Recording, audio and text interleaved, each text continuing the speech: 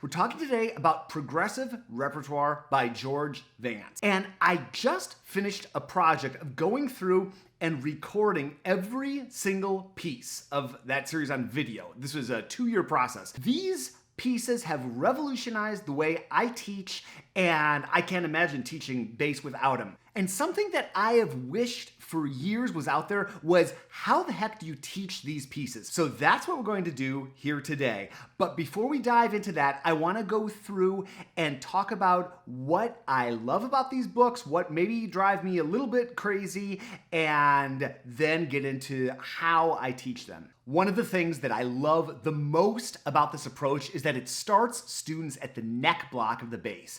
This is a great place to start because the positions are a little smaller, the notes are a little closer together, the strings are a little more spongy there so you can put them down a little more easily, and you can play pentatonic scales right off the bat. So we're not grinding away in half position and first position, trying to play on the E string and the A string, which are tougher to put down. Starting on the G and the D string, just like Progressive Rep does, it's such a great approach. Another thing I love about Progressive Rep is that it gets the student playing in thumb position from a really early point. I think the 4th piece in the series or something like that is in thumb position, and it starts off with harmonics and just a couple of closed notes. It's a piece you've already learned, Scotland's Burning, so it's just a really wonderful approach to alleviating that fear of thumb position. And that's what people have a lot, is they have fear of thumb position. And the other thing I love about it is baked into the name itself, Progressive Repertoire, Progressive Rep. Every piece adds one new concept, so you're just getting a little bit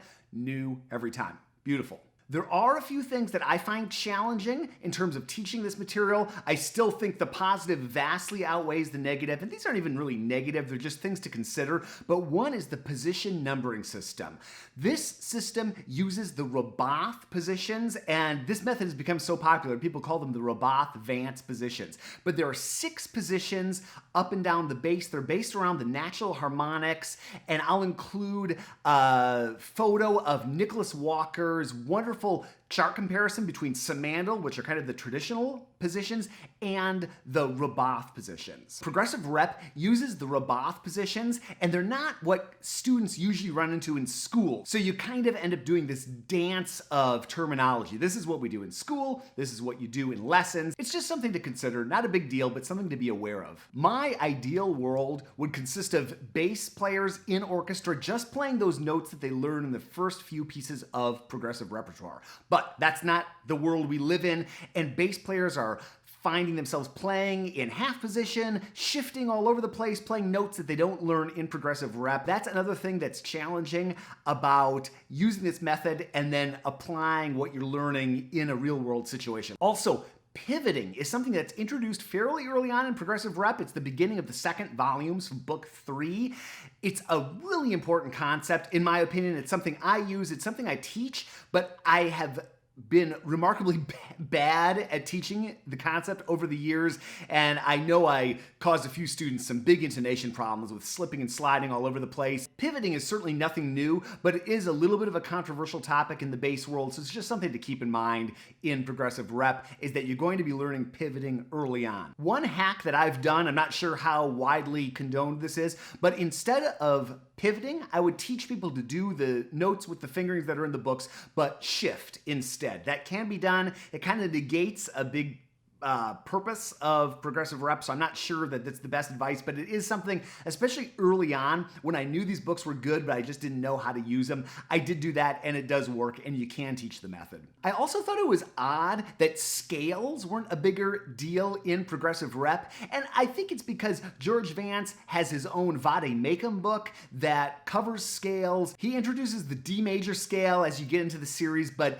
scales don't play a big role in what's actually in the books. So that's been a little bit of a struggle for me, trying to figure out when to teach scales and how to teach scales, and something I'm still working on to this day. One thing that I have started to do is to dig into Hal Robinson's wonderful book, Boardwalkin', which is a scale system covering all the major scales, and it uses the 6 Roboth positions. And it's really kind of a 3-dimensional way to teach scales. I'm a big fan, highly recommend it. Also, there's not a note of tenor clef in the series. I'm not a big fan of tenor clef anyway. I sort of groan when I see it in a part, and I think most contemporary bass composers and arrangers have kind of gotten rid of tenor clef in their work, and they go straight from bass clef to treble clef. That's what progressive rep does, but the real world features a lot of tenor clef. There's a lot of tenor clef out there, so you're gonna have to find another way to teach tenor clef. I'm a digital person. I use my iPad to read music and to practice off of, and I wish that there was a digital edition of this. I know that the music publishing industry is slow to change, but hopefully they'll evolve in that direction, because I really would like to be able to use this digitally without having to scan it all in. And then finally, and this is a big reason why I'm shooting this video, is I wish there was a teacher edition.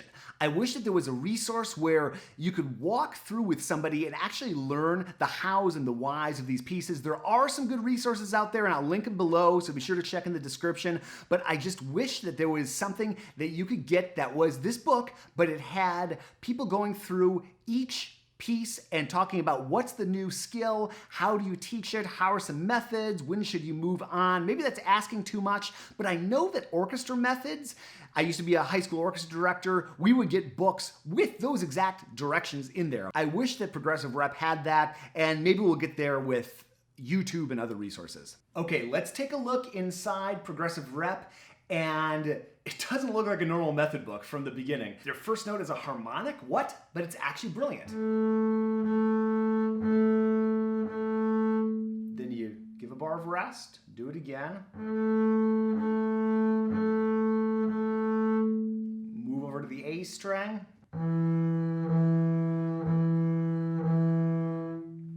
And that bar of rest is crucial because it gives you a chance to sort of reset. And I just love having that be the first thing that I do with a student. That's what we do. Then you start to mix together open strings, closed notes, and harmonics.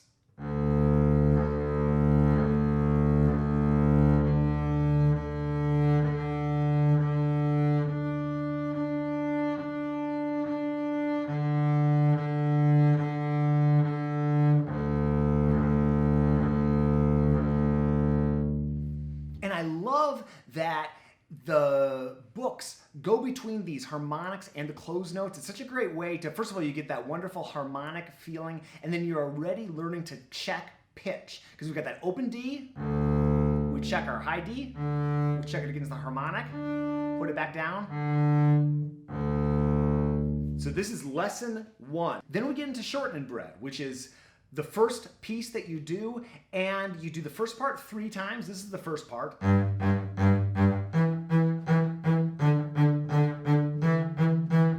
So that happens 3 times. Then we go over the D string.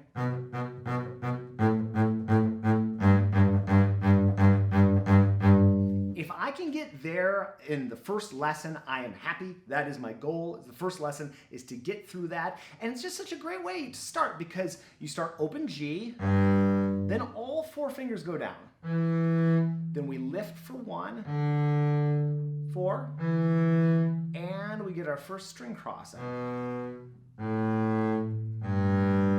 I find that motion from the G string over the D string, that causes confusion for people. And then just getting the string crossing with the left hand, there's a little bit of patting the head and rubbing the stomach that you have to do right there. Not a big deal, everybody gets it. And that's what I try to do in the first lesson. The repetition aspect of Shortening Bread is key for me, and this gives a person a chance to really experience each note before moving on to the next one. So you do it 4 times in each note, and then as you go through, you get into bowing variations, so you're doing different rhythms, and this is all the first lesson and then the first couple of lessons for me. Next up is Scotland's Burning, and I think the most challenging thing for people in this one is when you get about halfway through, you have 1 low D, and then you have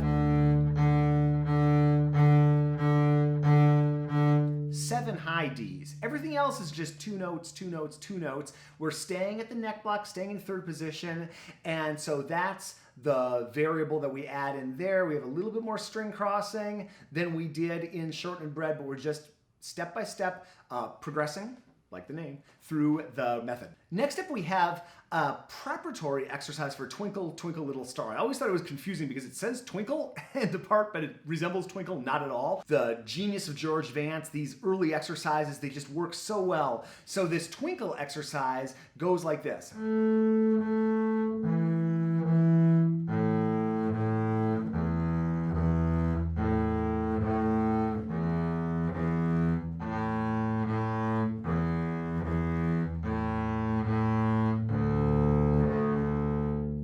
And again, starting with harmonics,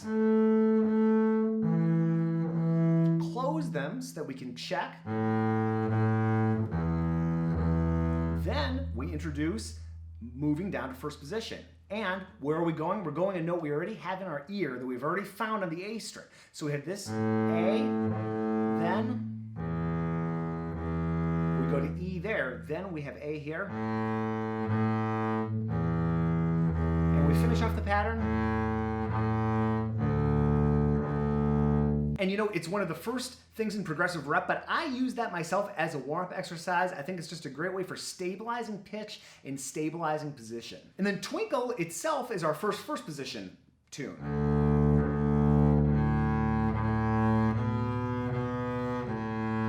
I love that feeling of starting at the neck block, starting in third position, and then opening up our position so that we can accommodate first position. It's just a great progression, and I find that so many of the issues, tension, intonation, and all the other little things that I see crop up in bass players, that starting up at the neck block and then moving down, that just seems to alleviate that for so many people. And another one of the big things in progressive rep that's revolutionary really to bass teaching is what's up next?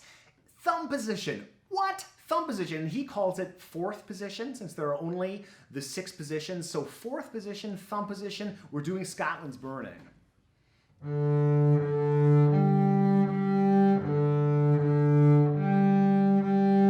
That's fairly easy to find, just thumb, harmonics, no big deal. Now,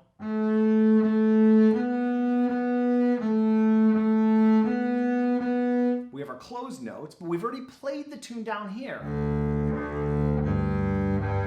Again, and then we do this.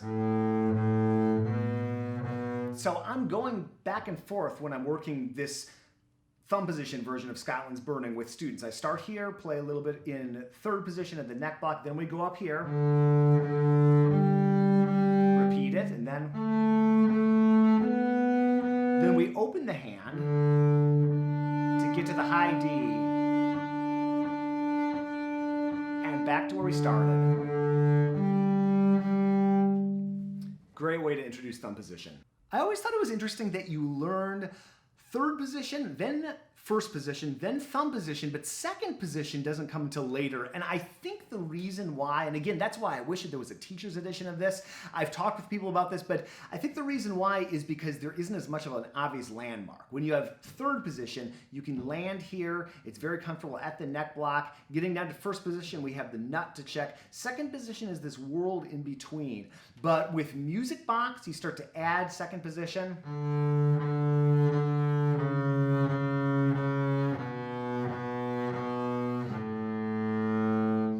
And so on and so forth, and starting to add shifts. And it's an interesting progression, but it seems to work great. And another one of the more controversial things in progressive rep is how long it takes to get to half position. And George, in an interview he did with Henry Perbrun, explained why that's the case. I think it's actually great to delay half position until book 3. It's not actually until volume 2, well into the series, that you get into half position. But there are challenges to half position. And so with Hatikva, he starts to introduce it, Song of the Volga Boatman. But I find that I have to get into half position earlier than that, so I usually use some other materials, and then when we get to Hatikva and Song of the Volga Boatman, it's more of a review. I'm not going to go through every single piece in this series, or this YouTube video would be many hours long. Though if you are interested in hearing more about this, I am happy to shoot some more videos about this. Just leave a comment below and let me know. But I love how this whole series, and George talked about this, is set up to take you to the Dragonetti Concerto, or really the Nanny Concerto is who it's attributed now, but we still generally call it the Dragonetti Concerto.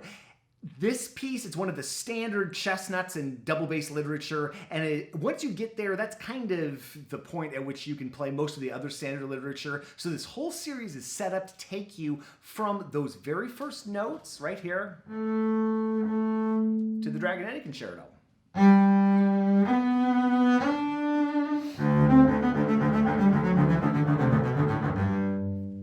So that's a look inside George Vance's Progressive Repertoire series. I'm a huge fan. If you like this video, hit that like button, hit subscribe, and let me know, do you want more videos like this? I would love to know. I'm enjoying exploring these concepts, and if there's a need and people want it, we'll dig in even further.